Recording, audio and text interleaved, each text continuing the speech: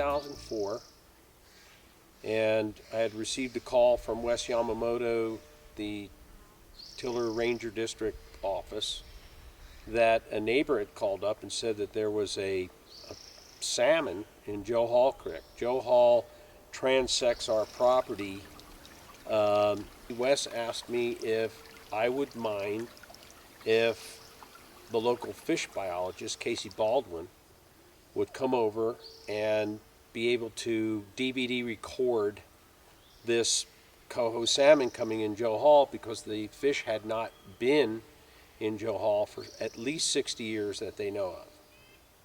So Casey came over, and we went over to Joe Hall Creek, and there was a single female hen building a red, which is a spawning nest. She was about 28 to 30 inches long. Very impressive to me. He said, "Well, honey, it's too bad you don't have a mate." And we started talking about the conditions that the salmon like in order to spawn.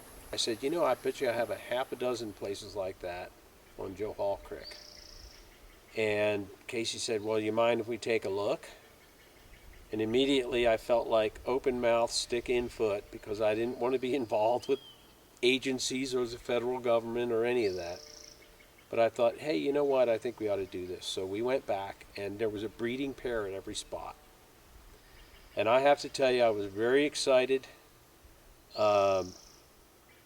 thrilled to see these huge fish spawning in Joe Hall Creek. And Casey said, "Hey, do you want to do something for these fish?" And my response to him was, and I wasn't trying to be rude or anything like that, I just said, I don't trust you guys. I said, "You screw up everything you touch." They had a pretty bad reputation, not only in Tiller, but in other places that I lived, and agency interference. But his response really caught me off guard. He said, "Well, we have made some mistakes, and we're trying to fix them now." And I thought, I can work with a guy like this. And so the discussion went further. He said, "Look," he said, "we'll put in for a few grants, and we'll try to get a couple of them approved, and for whatever funds we can get, we'll do what we can do to do some restoration work in stream here." He said, "We're not going to do anything you don't want to do." He says, "I'll make some proposals. You look them over. We'll do what you want." So he applied for 8 grants, and he and I both went to the various organizations and groups and presented PowerPoint presentation to illustrate what the projects were about, and we got all of the grants. I think it came up to like $385,000 worth of grant approvals. And so that was the beginning of the Joe Hall Restoration Project. We had 4 other landowners that came on board. It was an amazing catalyst in our little village there in Drew, Oregon. My neighbors at first were pretty skeptical, and they thought I was a fool for committing myself to be involved with any government agency at all. But from my perspective, all I could see in my mind was that single coho hen showing up in Joe Hall Creek. And to me, it was like nature saying, "Hey, I want to do this. Help me." And so I just kind of closed my eyes and held my nose and went forward with it. The end result was that when we had implementation, we put something like 210 huge logs into Joe Hall Creek. We did rock weirs, alterations of eroded areas in the stream. And so it turned out to be a bang-up #1 Class A project. And on implementation day, when we were actually putting the logs in the stream, we used a Chinook helicopter. And it was a dog and pony show. We had all our neighbors out there. They all saw it, and it became a tool for communication and developing trust and allowing experts to come in and do some really good restoration work.